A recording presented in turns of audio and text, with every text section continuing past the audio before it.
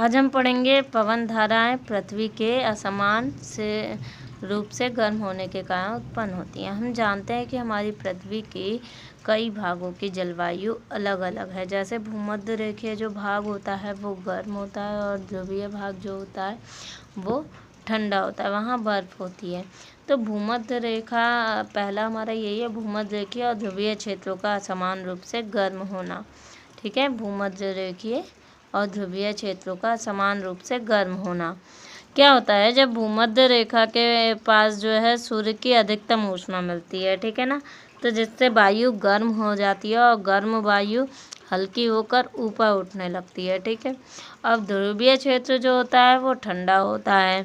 ठीक, ध्रुवीय क्षेत्र ठंडा होता है तो उससे जो वायु उठती है वो गर्म वायु ने जो जगह छोड़ी है उसको लेने के लिए उस ओर यानी ध्रुवों से भूमध्य रेखीय क्षेत्र की ओर बहने लगती है।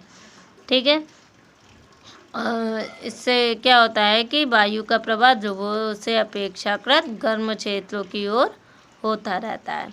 ठीक, इसी मतलब क्या 30 डिग्री तथा 60 डिग्री अक्षांश के क्षेत्रों में असमान रूप से गर्म होने के कारण पवन का प्रवाह 30 डिग्री से 60 डिग्री अक्षांश की ओर रहेगा। ठीक है, 30 डिग्री पर ठंड होगी और 60 डिग्री अक्षांश पर गर्मी है, तो यहाँ गर्म हवा है तो ठंड से गर्म की ओर बढ़ेगी। ठीक है, कम टेम्परेचर ज़्यादा टेम्परेचर। ठीक है, कम टेम्परेचर से ज़्यादा टेम्परेचर की ओर वायु का प्रवाह रहता है। क्यों? क्योंकि वायु गर्म टेम्परेचर की वायु हल्की होकर के ऊपर उड़ जाती है और ठंडे टेम्परेचर की वायु उसकी जगह लेने के लिए उस ओर प्रवाहित होती है। ठीक है ना। अब पवन की प्रवाह की दिशा क्या होती है? उत्तर दक्षिण दिशा होनी चाहिए थी। ठीक है, लेकिन नहीं होती। क्यों? क्योंकि ये उत्तर से दक्षिण की ओर, दक्षिण से उत्तर की ओर होती है। ऐसा क्यों होता है? क्योंकि हमारी पृथ्वी क्या है, लगातार घूमती रहती है, तो ये उसके घूमने का कारण है, घूर्णन का। पृथ्वी के घूर्णन के कारण इसकी दिशा में परिवर्तन होता रहता है। इसी प्रकार थल और जल का असमान रूप से गर्म होना। ठीक है ना, हमें पता है कि गर्मियों में जो हमारा थलीय भाग होता है, ठीक है, ज़मीन वाला भाग होता है, वो अधिक तेज़ी से गर्म होता है।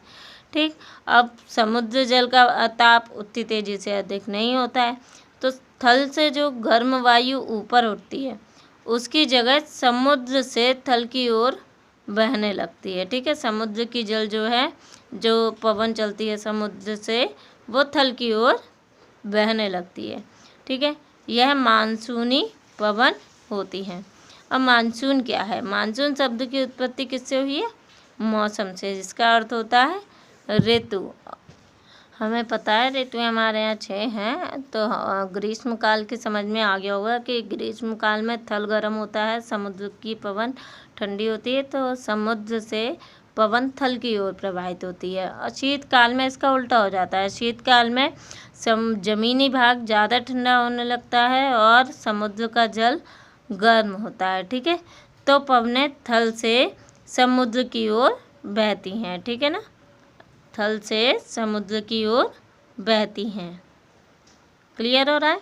अब यहाँ हमें 2 चित्र दिए गए हैं और ये चित्र है जब ग्रीष्म काल में, तो ग्रीष्म काल में जो दिशा होती है वो क्या होती है? दक्षिण पश्चिम दिशा मानसून की निर्मित होती है। ठीक है ना, दक्षिण पश्चिम दिशा नाम ये हिंद महासागर के काफ़ी जलवाष्प लेकर आता है। ठीक है, और जो शीतकाल में होती है वो उत्तर पश्चिम के ठंडे भागों से आती है और ये लाती है लेकिन उतनी नहीं लाती है, इसलिए शीतकाल में क्या होती है? कम वर्षा होती है।